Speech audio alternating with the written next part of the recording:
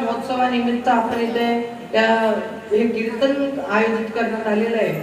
त्या महोत्सवाचं नेमकं निमित्त तरी काय हे आपल्या सर्वांना माहित असलं पाहिजे.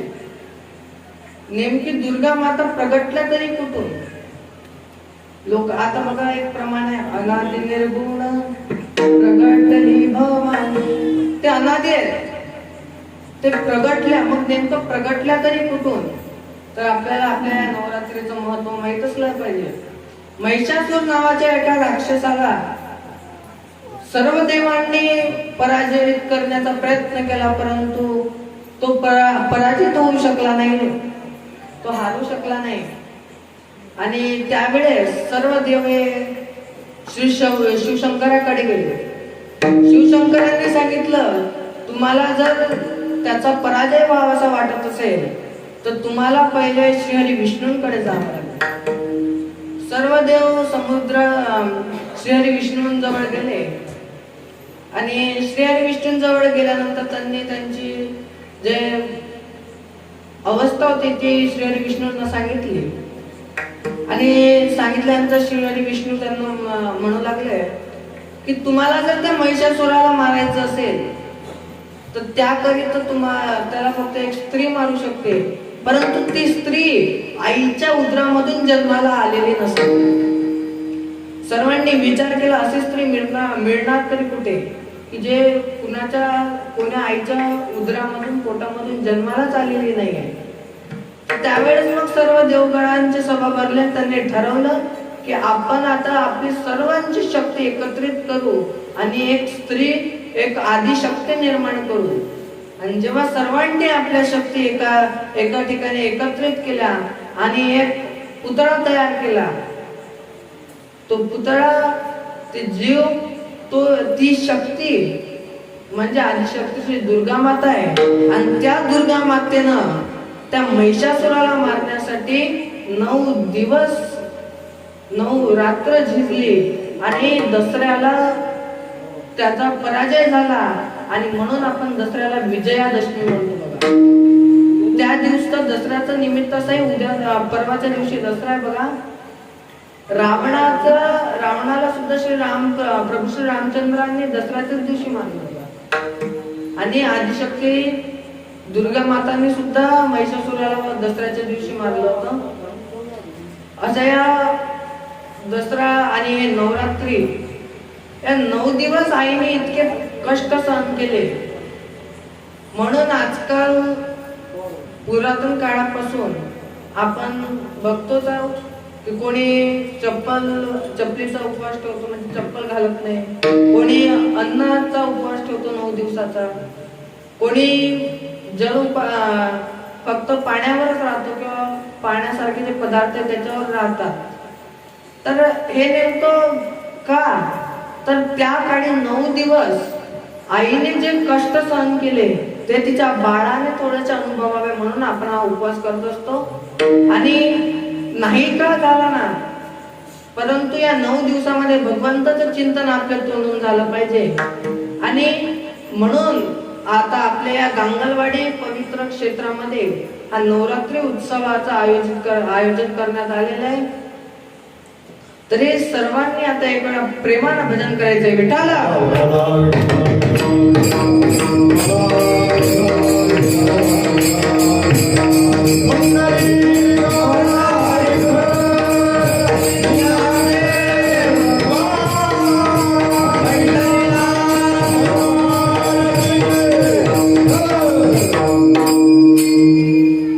बघा, देवाचं चिंतन इतकं गोड आहे आणि तेच आपल्याला आपल्या आजच्या अभंगामधून सांगतात.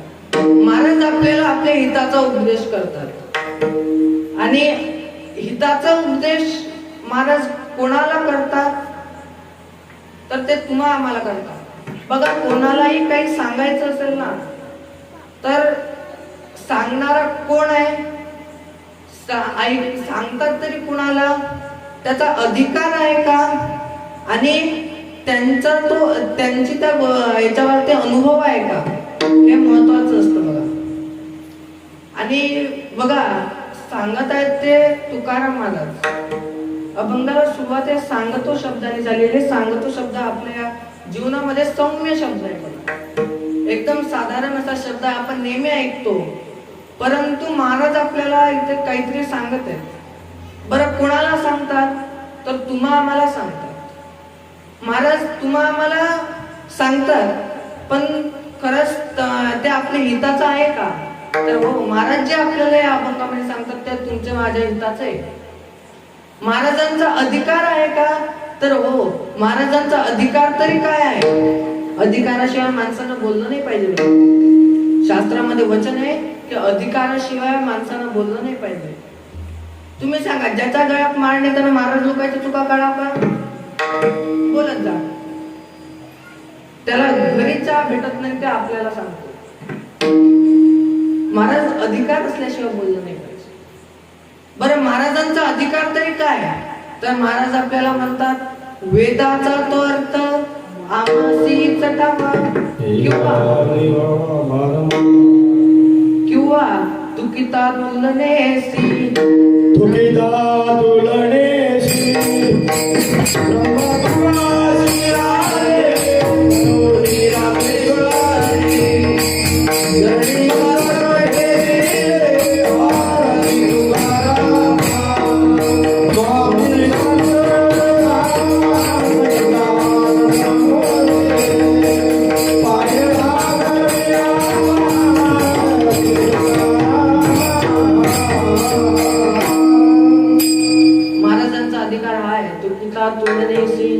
ब्रह्म तुकासी आले म्हणोनी रामेश्वरे चरणी मस्तक ठेविले.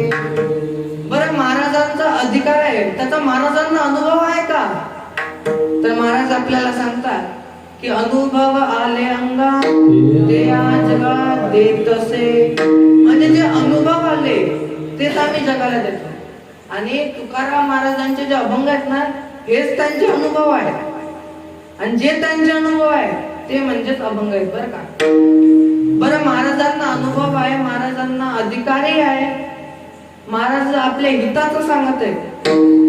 लोक म्हणले ठीक आहे, परंतु विचारल्याशिवाय कुठली गोष्ट सांगितली नाही पाहिजे. तेव्हा महाराज त्यांना म्हणतात की बघा, काही गोष्टी अशा असतात ज्या विचारल्या तरी सांगितल्या नाही पाहिजे. काही गोष्टी अशा असतात ज्या विचारल्या तरच सांगितल्या पाहिजे.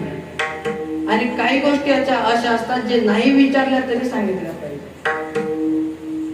काही गोष्टी अशा असतात बघा, जे विचारल्या नाही तरी सांगितल्या पाहिजे. एखादा जर नवीन माणूस आपल्या गावामध्ये आला आणि त्यानं जर विचारलं देशीचं दुकान कुठे, त्याला सांगितलं पाहिजे का? नाही. त्याला हात धरून नेलं पाहिजे. त्याच्याजवळ नसेल तर आपल्या खिशातले 200 दिले पाहिजे आणि फुल करून कीर्तनात आणून सोडलं पाहिजे. आपल्या लोक याच्यातच आहेत ना महाराज. आपण सर्वांनी आपण भगवंताचं चिंतन बघत नाही. आपण हे बघतो 200 रुपये जातील 50 तो होईल ना. हे भगवंताचं चिंतन आहे. इथं कमीत कमी आपण आपली श्रद्धा ठेवून, आपली भावना ठेवून भगवंताच्या चिंतनाकरिता आलो पाहिजे. चला आपल्या मुद्द्याकडे वळूया. महाराज बघा, सुरुवातीला ज्यावेळेस काहीतरी एखाद्याने विचारलं तरी सांगितलं नाही पाहिजे. काही गोष्टी अशा असतात जे विचारल्या तरच सांगितल्या पाहिजे. एखाद्यानं जर आपल्याला विचारलं की गांगलवाडी गाव कुठे, तरच सांगितलं पाहिजे. आता एखाद्याने गाडी थांबवली, तुम्ही गेले पुढे जा, इकडे जा, तिथं गांगलवाडी, तुम्हाला एवढं समजेल ना. त्याला काय वाटतं, कुठून तरी आलं एवढं आणि सांगतोय आपल्याला. परंतु काही गोष्टी विचारल्या तरच सांगितल्या पाहिजे. आणि काही गोष्टी अशा आहेत ज्या नाही विचारल्या तरी सांगितल्या पाहिजे. बरं महाराज म्हणतात काही नाही विचारल्या तरी सांगितल्या पाहिजे. ठीक आहे, लोक म्हणले ठीक आहे, सांगता ठीक आहे, परंतु तुम्ही आम्हाला हिताचा उपदेश हा कधी करत आहात? आम्ही सध्या तुमच्या पुढे आहोत, परंतु भविष्यामध्ये हे अभंग ज्यांच्याकडे जातील त्यांना हिताचा उपदेश जो आहे हा बिघडायच्या पहिले मिळेल की नंतर मिळेल? तर बघा महाराज इतके आपल्यावरती उदार आहेत इतके उदार आहे की त्यांनी आपल्याला सुरुवातीला आपण वाईट मार्गाकडे जाण्याच्या पहिलेही उपदेश केलेला आहे आणि आपल्याला वाईट मार्गात गेल्यानंतर परत उपदेश करतात महाराज. वाईट मार्ग गेल्यानंतरचा उपदेश तरी काय, तर आता तरी पुढे हाची उपदेश नका करू नाश आयुष्याचा. महाराज आपल्याला म्हणतात की तुम्ही आतापर्यंत काय केलं ते सोडून द्या. तुम्ही आतापर्यंत मांसाहार केला, तुम्ही आतापर्यंत कुठला नशा केला, आतापर्यंत तुम्ही कुठलं व्यसन केलं, त्याला विसरून जा. गेला त्याला सोडून द्या. परंतु आतापासून तुम्ही भगवंताच्या चिंतनाला तुम्हाला सांगतो महाराज, दारूने घर उद्ध्वस्त होतो. एखादे मुलीचा बाप जो आहे ना, कितीकही गरीब बाप असू द्या, पण त्याला आपली मुलगी राजकुमारी पेक्षा कमी नसते बरं का. त्याची परिस्थिती नसताना, ऐपत नसताना तो 10 लाख रुपये हुंडा देण्याची हिंमत ठेवतो. हे त्याच्या मुलीचं आयुष्य उद्ध्वस्त करण्यासाठी नाही. तुम्हाला तुमचा जवाई निर्व्यसनी पाहिजे. महाराज तुम्हाला सांगतो, आपण या नवरात्रीमध्ये जाऊ ना, उद्याची नवमी आहे, इथे बसलेल्यांना सांगतो किंवा ज्यांना ऐकायला जात असेल, कुठलेही व्यसन असेल ना, तर ते तुम्ही या नवरात्रीमध्ये त्याग केलं पाहिजे. बऱ्याच लोकांचा गैरसमज आहे बघा, तिथं भैरवनाथाला जे आहे ना दारू चढवले जाते. बऱ्याच लोकांचं म्हणणं आहे की ते देवाला आवडते. ते देवाला आवडत नाही, ते तुम्ही चालू केलेलं आहे. आणि त्याचा मार्ग जर चांगला अर्थ काढायचा झाला तो आपण काढू शकतो. बघा, भैरवनाथाला काय एक वेळा आपण ते दान केलं की ते परत आपण धरायचं नाही, असा अर्थ धरून तुम्ही तुमची ते नशा घालवू शकता. आणि त्याच्यानंतर तुम्हाला काय करायचं असेल तर ते या जगामध्ये, या कलियुगामध्ये भगवत नाम. आणि हा झाला महाराजांनी जो आपल्याला सांगितला, हा वाईट मार्गाकडे गेल्याच्या नंतरचा उपयोग, नंतरचा उपदेश. आणि वाईट मार्गाकडे जाण्यापूर्वीच आपल्याला लहानपणापासून त्या चांगल्या मार्गामध्ये जाण्यासाठी महाराज कुठला उपदेश करतात, तर ते आजच्या अभंगामध्ये महाराज सांगतात. महाराज म्हणतात, सांगतो तुम्हासी भजारे विठ्ठला, नाही तरी गेला जन्म वाया. महाराज म्हणले तुम्हाला सांगतो. काय सांगतो, तर विठ्ठलाला भजा. बरं, विठ्ठलालाच का भजावं? बघा, माझा पंढरीश पांडुरंगा असा देव आहे ज्याच्यामध्ये वी म्हणजे विधाता ब्रह्मदेव, ठ म्हणजे नीलकंठ महादेव आणि ल म्हणजे लक्ष्मीपती श्री विष्णू. या तिघांचा सम्यक समन्वय माझा पंढरीश पांडुरंग आहे. आणि त्या पांडुरंगाचं भजन आपण केलं पाहिजे. म्हणून सर्वांनी एक वेळा परत भजन करायचं आहे. विठ्ठला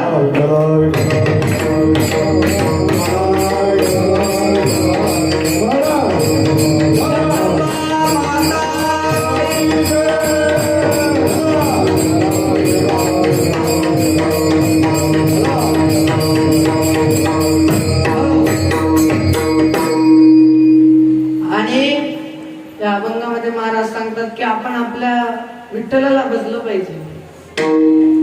बरं, नेमकं महाराजांनी विठ्ठलाला भजा याच्या मागचं नेमकं कारण तरी काय? त्याच्या मागचं कारण असं की महाराज म्हणतात कुठल्या तरी एका देवाला तुम्ही भजलं पाहिजे. आपुला तो एक देव करुणी घ्या, आपुला तो एक देव करुणी घ्या,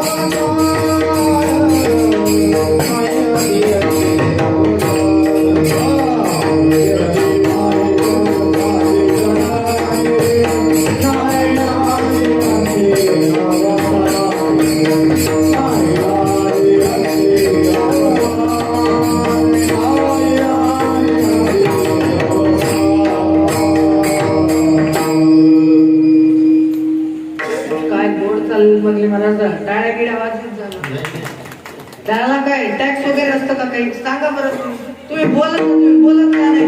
मी तुमची 2 एकर घेतली का तुला घेतले? तुम्ही बोलत जा.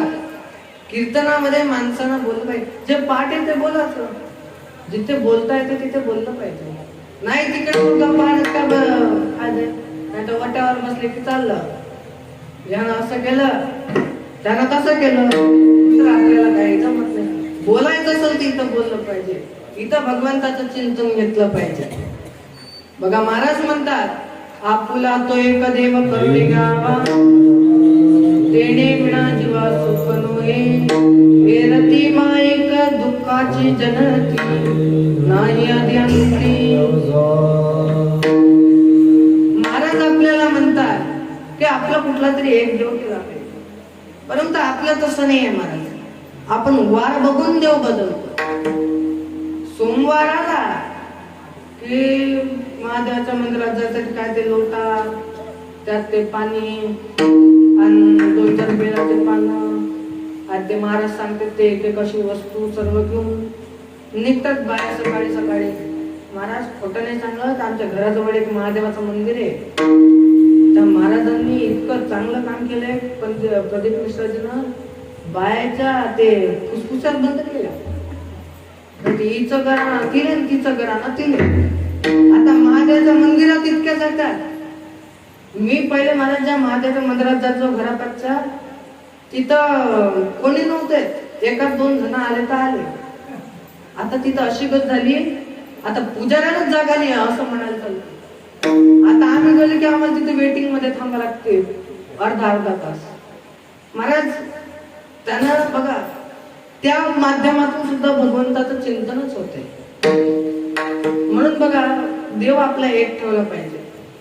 बघा आपलं कसं आहे, सोमवार आले की महादेवाच्या मंदिरात जातो, आपलं चालू होते नागेंद्रहाराय त्रिलोचनाय अस्मंगरागाय महेश्वराय नित्याय शुद्धाय दिगंबराय तस्मै नकाराय नमः शिवाय. ओम नमः शिवाय, ओम नमः शिवाय. बरं, हे झालं तर पुण्याकडे वगैरे तिकडं ठीक आहे. आपल्या गावातल्या बायांचं असं असतं, शिव भोळा चक्रवर्ती, शिव भोळा चक्रवर्ती, शिव भोळा चक्रवर्ती, शिव भोळा चक्रवर्ती, शिव भोळा चक्रवर्ती.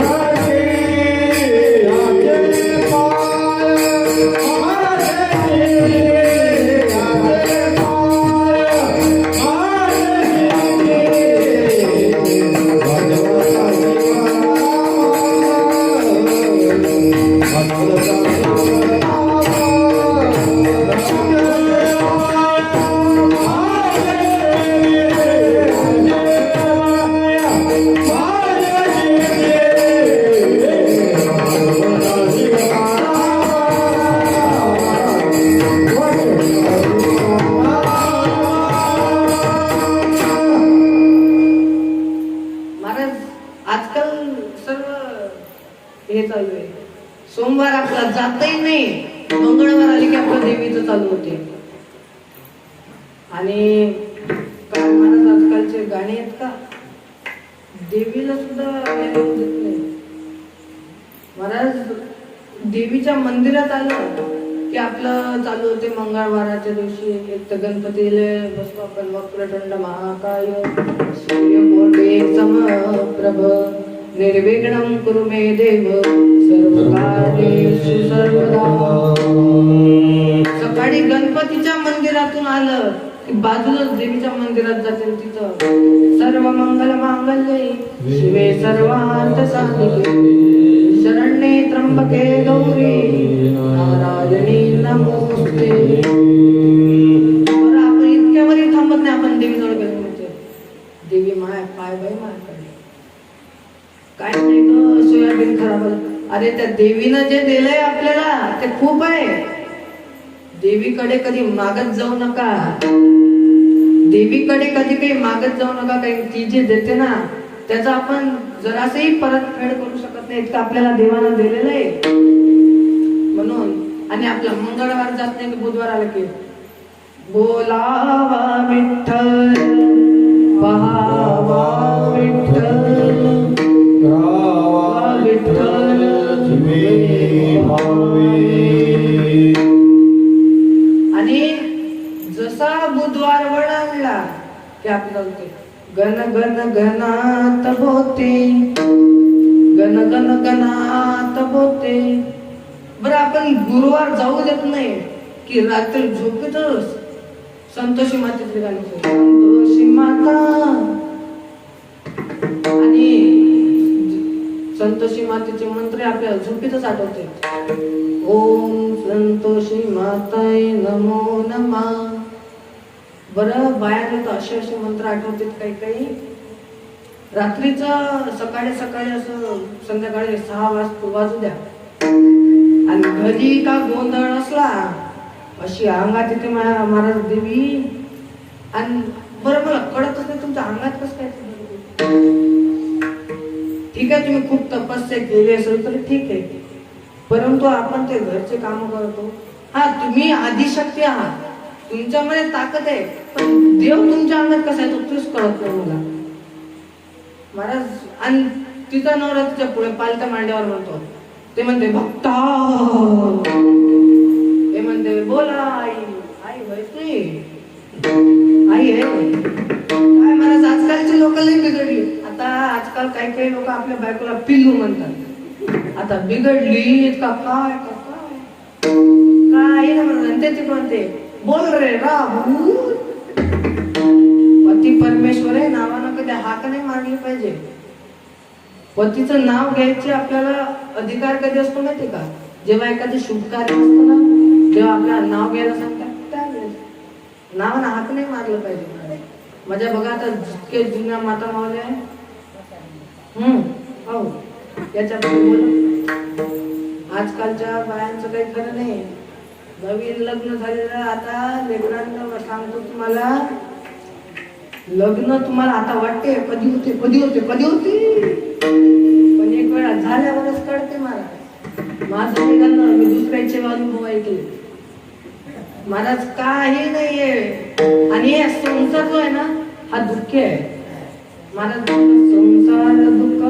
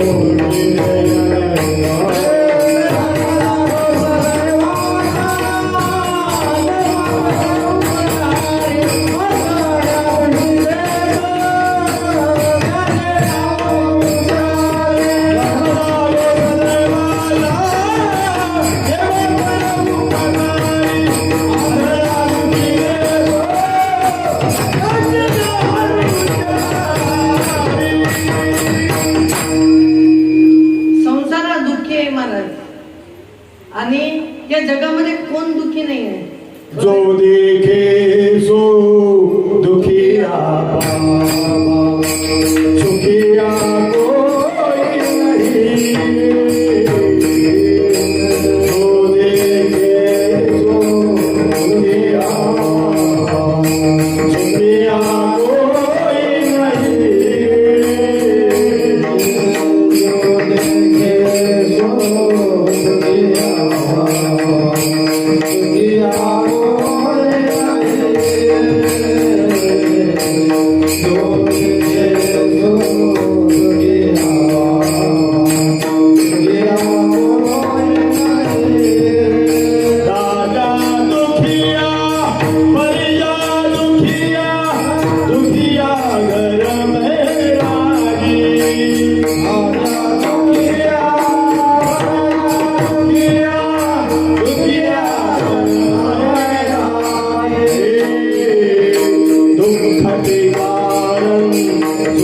दुःखते कारण सुख देऊन उदरी माया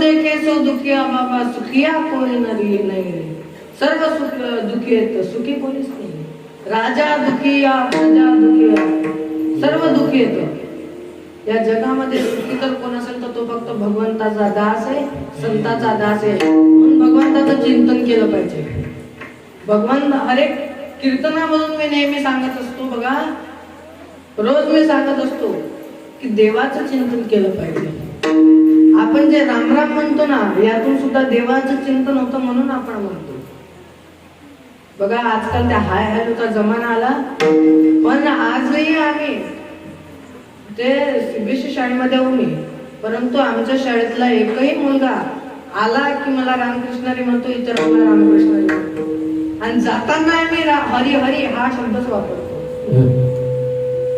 का तर त्याच्यातून भगवंताचं चिंतन होतंय भगवंताचं चिंतन त्या कलियुगामध्ये श्रेष्ठ साधन सांगितलेलं आहे आजच्या इंटरनेटच्या युगामध्ये आजकाल देवाचं नाव कोणाला आवडत नाही मला एखादी जर आपण पौराणिक कथा जर सांगितली कोणाला तर त्यांना असे बोट टाकून बसले म्हणून आणि त्यात त्यांची चूक नाही आहे त्यात चूक आहे ती त्यांच्या आई वडिलांची तुम्ही तुमच्या मुलाला लहानपणापासून जर संस्कार दिले की गंध लावा तुम्ही जर लहानपणापासून त्याला सांगितलं हे देव असतो याचं चिंतन केलं पाहिजे सर्वच मुलं भक्त प्रल्हादच निघतील असं नाही भक्त प्रल्हादाचे वडील राक्षस होते हिरण्यकशिपू जरी राक्षस असला तरी तो महादेवाचा भक्त होता बरं का त्याच्यासाठी पुढेही पाहिजे आणि आपल्या संप्रदायामध्ये परंपरेला कुळाला जास्त मान दिलेला आहे बघा याच्यामध्ये आज मी असाच तयार नाही झालेलो यासाठी माझ्या कित्येक पिढ्या ज्या आहेत ते वारकऱ्यांच्या होत्या मला जोपर्यंत माहित आहे तर 7 ते 8 पिढ्या आमच्या वारकऱ्यांच्या आहेत तेव्हा कुठे आज मी तयार झालेलो आणि बरं इथे येण्यासाठी आहे काही मला कोणाचं काही हे मूळचा मी कुठला ज्ञानी नाही आहे माऊलींसारखं ज्ञानी कुणाला म्हणावं तर ते माऊलींना उपजता जे ज्ञानी आहेत ते माझे भगवान माऊली आहेत आणि आम्ही काही त्यातले नाही महाराज आम्हाला काही कळत नव्हतं परंतु आम्हाला तुकोबाऱ्यांच्या गाथ्याने इथपर्यंत आणलं माऊलींच्या ज्ञानेश्वरीने इथपर्यंत आणलं एक अभंग जरी आपण जीवनामध्ये अनुभवला ना एक ओवी जरी आपण आपल्या जीवनामध्ये आणली ना आपलं जीवन कुठे जातं महाराज आम्ही गाढवाचे घोडे करू आम्ही दृष्टीपुढे आहे सामर्थ्य माझ्या आम्ही गाढवतो महाराज तुम्ही सांगा गाढवाचं घोडं होत असते का बोलत जा गाढवाचं घोडं होत दादा नाही होत कसं काय नाही होत बघायचंय का तुमच्या पुढेच उभं आहे विठाला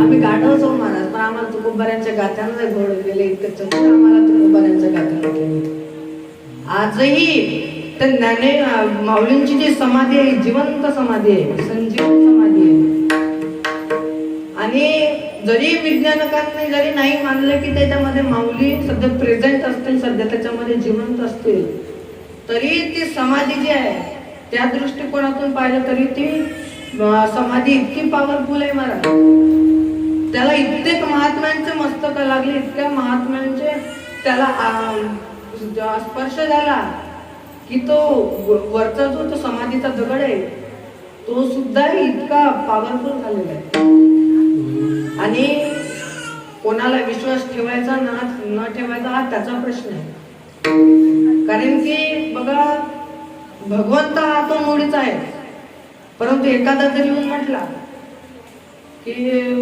देव नाही आहे, त्याला म्हणायचं बर, कारण की त्याच्यासोबत वाद घालून तो ऐकणारच नाही, तो त्याच सिद्ध करण्यासाठी आपल्यासोबत वाद घालतो, तो आपल्याला आणखीन क्रोधित आले करून देईल.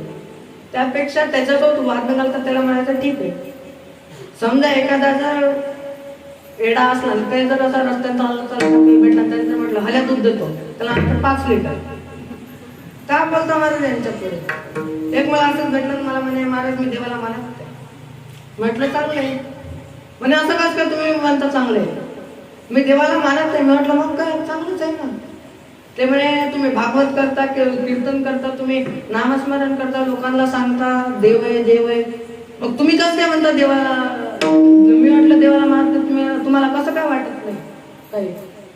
म्हटलं मला काय वाटत नाही. यदि तरी श्वान वगैरे कोणी नव्हते मानत, मी एक वाढला म्हणून समजल, दुसरं काय करणार आहे? समजा याला हे घड्याळ आहे, घड्याळ आहे नाही हे वॉच आहे ना. आजकालच्या मुलांना घड्याळ काय ते कळत का नाही? म्हटलं काय सांगू, त्यांना 4 पहिल्या समजत नाही. त्यांना खुर्ची म्हणा म्हटलं तर लक्षात येत नाही. त्यांना इंग्रजीत म्हणा, मी सांगतो तुम्हाला इंग्रजी किती काही आली तरी चालते, माझा विरोध नाही आहे, मलाही येते. आज आपल्याला इंग्रजी आली पाहिजे. आज आपण या युगामध्ये जगतो, आपल्या हरेकाला विविध प्रकारच्या भाषा आल्या पाहिजे. आपल्याला संस्कृतही आली पाहिजे, आपल्याला इंग्लिशही आली पाहिजे, आपल्याला स्पेनिशही आली पाहिजे, दुसऱ्या देशातल्या सुद्धा भाषा आपण शिकल्या पाहिजे.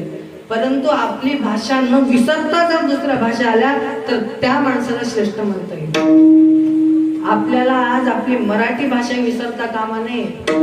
नाहीतर आजच्या मुलांना मराठी भाषा समजत नाही हो. आजच्या काळामध्ये बघा, मराठी विषयामध्ये सर्वात कमी मार्क पडतात मराठी मातृभाषा असून. का? आपण लहानपणापासून त्यांना आई वडील शिकवतात, this is mother, this is father, हे बाबा आहे असं कोणी शिकवत नाही. लहानपणापासून आपल्या मुलांना बाकी भाषा शिकवा, परंतु पहिले आपली मातृभाषा शिकवा. चला आपल्या विषयावर द्या. हे घड्याळ आहे ना, आता मी म्हणतोय घड्याळ नाही, तुम्ही काय करणार? दोघं तिघं येसाल, ते आणखीन दोघाला आवाज देईल आणि मला समजेल बाबा हे घड्याळ आहे. मी म्हणाल नाही नाही हे घड्याळ. तुम्ही काय कराल? 2-4 वेळा समजवसाल, 10 वेळा समजवसाल आणि मग म्हणताल हे सोडून द्या, चला पुढे. दुसरं काय करू शकता? मग तसं असं एखादं भेटला त्याला मला सोडून द्यायचं. काही यांच्या नांदाला लागून काही फायदा नाही. 2 पुस्तकं वाचले म्हणजे माणूस हुशार होत नसतो, मोठा होत नसतो. आमच्या माऊलींचा वेद मुखामध्ये होता. बरं, त्यांच्याच मुखामध्ये होता हे महत्वाचं नाही, तर त्यांनी रेड्याच्या मुखामध्ये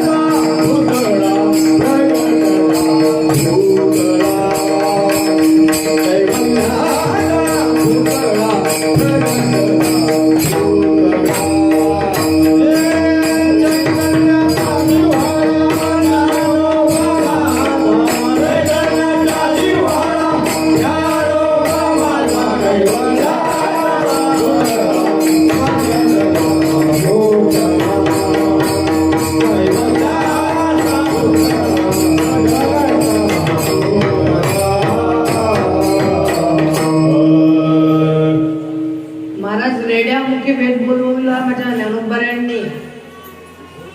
ते तर त्यांचं इतकं ज्ञान आपल्याला तर ग्रहण होणारही नाही, कारण की संत आहे. संत कुणाला म्हणावं, फकीर कुणाला म्हणावं? संत त्याला म्हणावं ज्याच्यामध्ये षटविकारांचा अंत झाला, तो संत. आणि ज्याला फिकीर नाही तो फकीर, म्हणजे त्याच्यामध्ये सुद्धा षटविकारांचा अंत. लोभ मोह मद मच्छ यात दम अहंकार हे काहीच नसलं पाहिजे, त्याला नाहीतर महाराज आपण 10 रुपये देत नाही कोणाला, खूप मागे पुढे पाहतो आपण देवाला तर द्यायचंच म्हणून काही दान पहिले पाहतो, बाकीच्या किती दिले,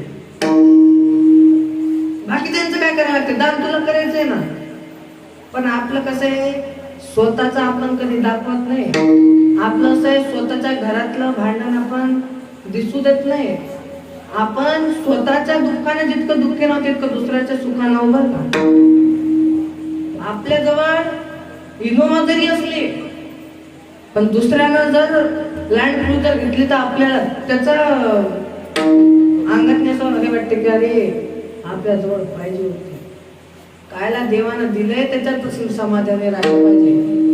तुम्ही किती काही चांगले कपडे घाला, तुम्ही किती काही हेअरस्टाईल चांगली करा, तुम्ही किती काही तुमच्या या बाह्य स्वरूपाला सुंदर ठेवा, परंतु माणूस हा चांगला तेव्हाच दिसतो जेव्हा त्याच्या चेहऱ्यावरती समाधान असतं. चेहऱ्यावर समाधान नसेल तर तुमचं चांगलं काहीच कामाचं नाही. चला आपल्या विषयाकडे या. आपण दिवसानं देव बदलतो बघा. बरं आपला शुक्रवार गेला की शनिवार आले की आपल्याला होते अंजनीच्या सुता तुला रामाचं वरदान, अंजनीच्या सुता तुला रामाचं वरदान, एक मुखानं बोला बोल जय जय हनुमान, एक मुखाने बोला बोला जय जय हनुमान, हे अंजनीच्या सुता तुला रामाचं वरदान, हे अंजनीच्या सुता तुला रामाचं वरदान, एक मुखाने बोला बोला जय जय हनुमान, एक मुखाने बोला बोला जय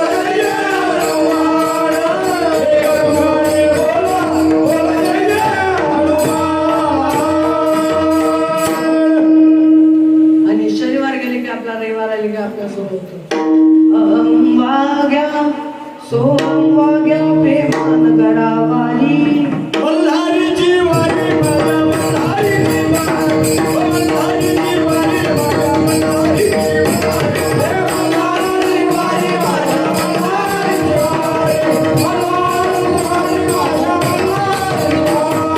मल्हारीची वारी माझ्या मल्हारीची वारी, मल्हारीची वारी माझ्या मल्हारीची वारी, मल्हारीची वारी माझ्या मल्हारीची वारी, मल्हारीची वारी माझ्या मल्हारीची आणि आपला रविवार गेला असं माझा आपण दिवसावरती देव बदलतो. परत सोमवार आले की महाराज म्हणतात तुम्हाला देव धरायचा असेल तर एकच धरा, मग देव तरी कोणता धरावा, तर तुम्ही कुठलाही देव धरला तरी चालत, परंतु त्याची मनापासून श्रद्धेनं भक्ती केली पाहिजे. बघा देवाचं नामस्मरण कोण करतो, तो भक्त करतो. आणि भक्त असे असतात, महाराज एका जागेवर गोड प्रमाण देतात, भक्त ऐसे जाणा केले आशा पाश विषय तो त्यांचा झाला नारायण, नावडे जन धन माता पिता.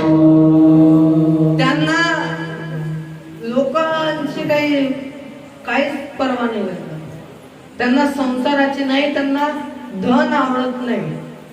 बरं महाराज म्हणतात त्यांना माता पिताही आवडत नाही. बरं माता पितांना विसरून चालेल का, ते विसरले असं नाही, त्यांच्या भक्तीमध्ये लीन असताना त्यांच्या संसारामधले त्यांना आई वडील भाऊ बहीण कोणीच दिसत नाही. त्यांना फक्त इतकंच माहित असतं की आपले आई वडील कोण असेल तर ते विठ्ठल रुक्मिणी, बहीण कोण असेल तर चंद्रभागा आहे, आणि भाऊ कोण असेल तर तो पुंडलिक. आणि माझ्या सर्वांना विनंती आहे, तुम्ही आई वडिलांची सेवा करा बरं का. जोपर्यंत आई वडील जिवंत आहेत ना तोपर्यंत जितकी सेवा करायची करून घ्या. नंतर किती काही तुम्ही लोक जीव घातले तरी त्याला परवा नाही, कारण की जिवंतपणे जर आई वडील उपाशी गेले असेल तर त्याला काही किंमत नाही. जोपर्यंत आपले आई वडील आहेत ना तोपर्यंत त्यांच्यामध्ये तुम्ही विठ्ठल रुक्मिणीला पहा. आणि ज्यावेळेस आई वडील जातील ना तर विठ्ठल रुक्मिणी मध्ये तुम्ही आई वडिलांना पहा तर तुमच्या जीवनाचा सार्थ झाल्याशिवाय राहणार नाही. मला सर्वांनी एक वेळा भजन करायचं आहे.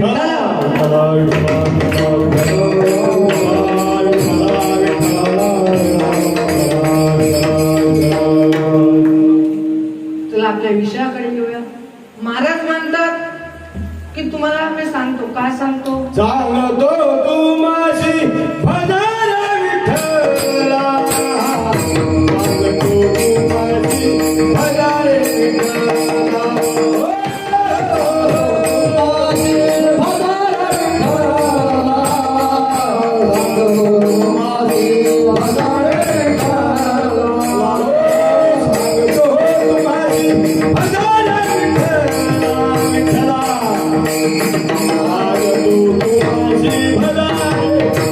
सांगतो तुम्हासी भजन विठ्ठला, तुम्हासी भजन विठ्ठला, सांगतो तुम्हासी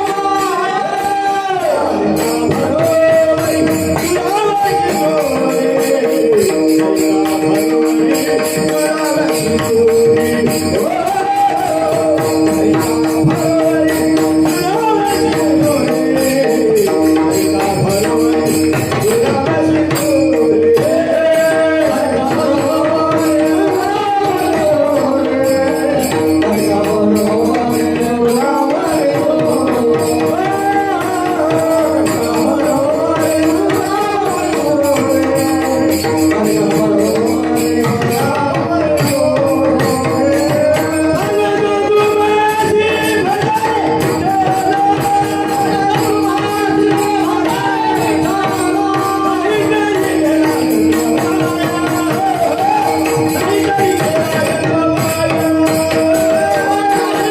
विठ्ठला, सांगतो तुम्हासी भजन विठ्ठला,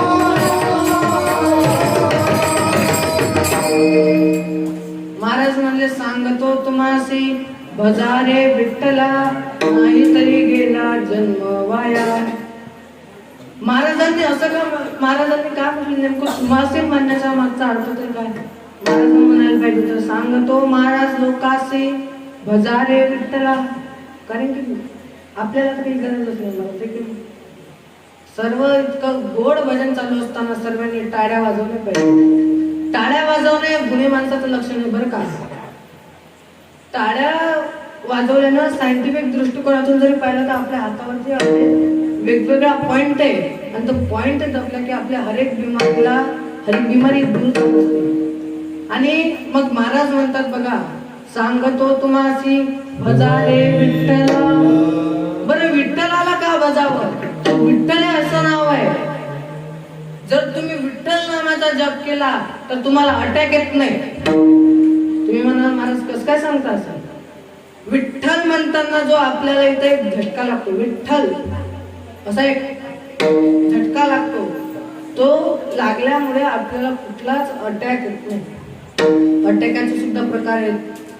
major attack, minor attack, cardiac attack. त्यातला कुठलाच अटॅक तुम्हाला येत नसतो. हे माझ्या भगवंताच्या नामामधलं एक रहस्य म्हटलं तरी चालेल. कारण की माझ्या भगवंताचं नाव परत तेवढ्या पुरतच नाही. माझ्या संतांचं नामस्मरण, माझ्या भगवंताच्या नामस्मरणानं पाप दूर होतं. माझे तुकोबाराय म्हणतात, तुम्हाला जर पाप घालवायचं असेल या युगामध्ये तर तुम्हाला संताचंच नाम घ्या. तुका म्हणे पापे जाती संताच्या जपे. मग नेमकं कुठल्या संताच्या जपे? निवृत्ती ज्ञानदेव सोपान मुक्ताबाई. टाळी टाळी. ज्ञानदेव सोपान मुक्ताबाई. एकनाथ नामदेव तुकाराम, एकनाथ नामदेव तुकाराम, एकनाथ नामदेव तुकाराम, एकनाथ नामदेव तुकाराम, एकनाथ नामदेव तुकाराम, एकनाथ नामदेव तुकाराम, एकनाथ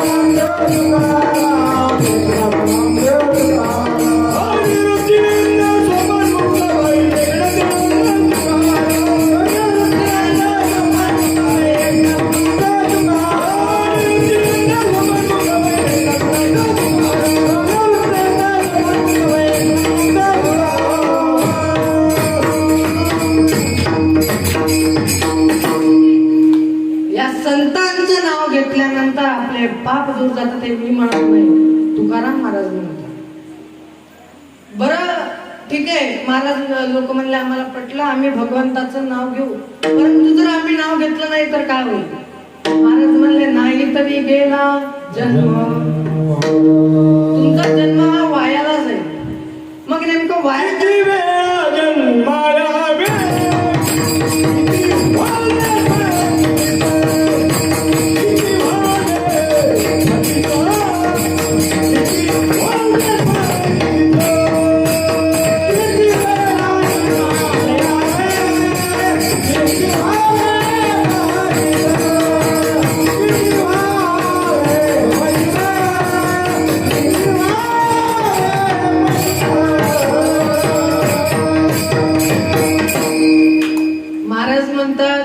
की तुम्ही या जन्माला जर आले तर तुमचा जन्म वाया गेला. पण वाया कसा गेला? तर तुम्ही किती वेळा जन्म यावे नित्य व्हावे फजित.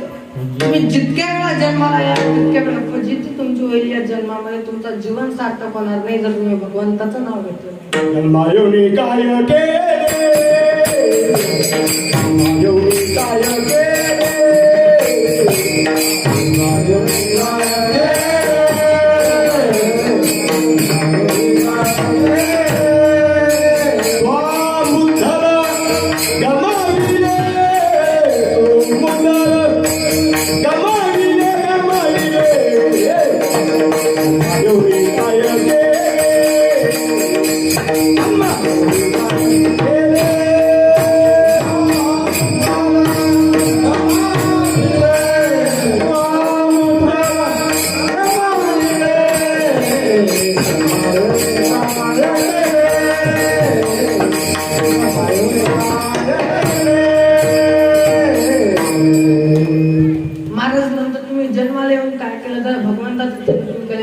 जीवन व्यर्थय. मग नेमकं वाया जाणं कशाला म्हणतात? महाराज म्हणले तुमचा जन्म वाया गेला. आपण म्हणलं ठीक आहे, आम्ही भगवंताचं चिंतन केलंय तर आमचं जीवनाचं आहे. पण नेमकं वाया शब्दाचा अर्थ काय? हा शब्द तर का वापरला? तर बघा, वाया म्हणजे जी गोष्ट ज्याच्यासाठी त्याचा उपयोग न होणे, म्हणजे ती वस्तू वायाला जाणे. आता हा माईक जो आहे, हा माझा आवाज तुमच्यापर्यंत पोहोचवण्याकरिता आहे. पण जर हा माईकच चालला नाही तर हा माईक वाया गेला. पण तुमचा चांगला आहे बरं का. आता तुम्ही सर्व इथं बसलेले आहात, तुम्ही सर्वांच्या बाजूने ते स्पीकर लागले आहे, ते तुमच्यापर्यंत आवाज पोहोचविण्यासाठी आहे.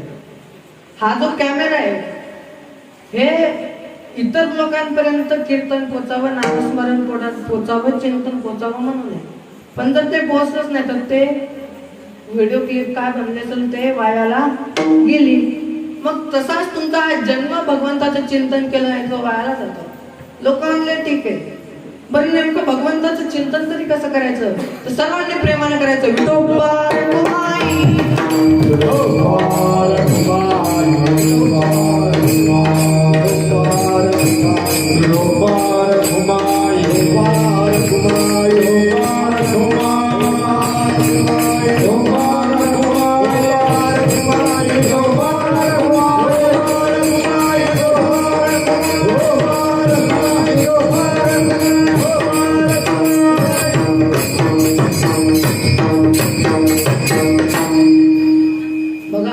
देवाचं असं चिंतन केल्यानं मनात मन प्रसन्न होत असते. कधीतरी सर्वांनी देवाचं चिंतन केलं पाहिजे.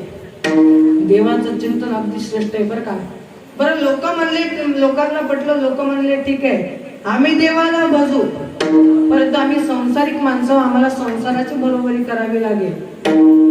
तर महाराज म्हणले तुम्ही संसाराची जर बरोबरी करत गेले तर तुम्ही एक दिवस भवसिंधूच्या पुरामध्ये वाहून जाईल. गंगाचा दुसरा कैता भरोवरी, कैता भरोवरी, कैता भरोवरी दुरावी दोरी, कैता भरोवरी, कैता भरोवरी, कैता भरोवरी दुरावी दोरी, कैता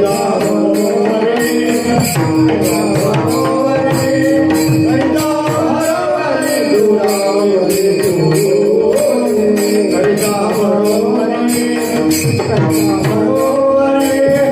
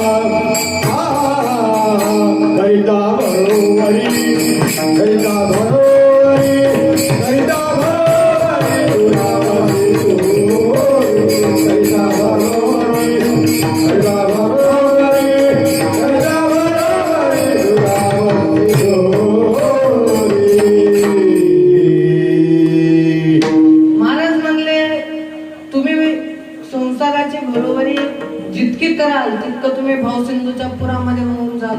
मग भावसिंधूचा पूर कशाला म्हणावं तर पुनरपि जननम पुनरपि मरणम पुनरपि जननी जठरे प्रिय संसारे खलदुस्तारे कृपया पारे पायी मुरारे भज गोविंदम गोविंदम भज मोदमते. तुम्ही जर या पुन्हा जन्माला याल पुन्हा मरून जाल. एक दिवस आपल्या सर्वांना जायचंय पण जाण्याआधी भगवंताचं चिंतन केलं पाहिजे. गेल्यानंतर माणसाचं काहीच उरत नाही. आता आज रतन टाटा नावाचे एक मोठे उद्योगपती गेले. त्यांनी गरिबांना खूप साथ होता त्यांचा.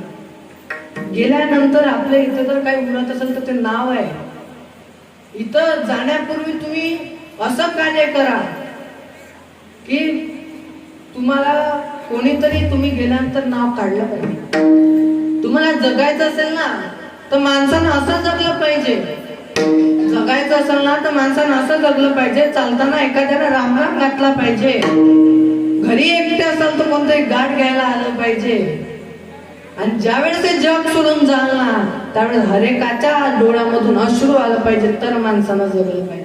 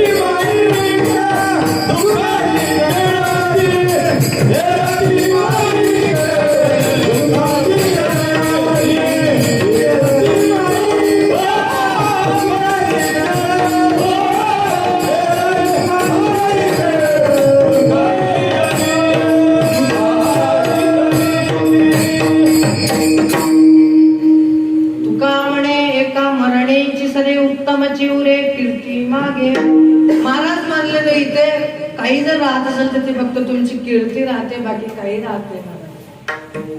आणि म्हणून माणसानं जगताना देवाचं नाव घेतलं पाहिजे. देवाचं नाव अगदी महत्वाचं. लोक म्हणले आम्ही संसार पूर्ण करू, परंतु महाराज म्हणले तुम्ही एक दिवस भावसिंधूच्या पुरामध्ये होऊन जा. रावणासारख्या कडून सुद्धा संसार पूर्ण झाला नाही महाराज. बरं, रावण इतका सामर्थ्यशाली होता, त्याचा जर परिवार पाहिला आपण तर त्याला 80,000 बायका होत्या, आपल्या एकीनच फासून उभ्या पडल्या. दुसरी आणल्यावर तर काही खरंच नाही महाराज.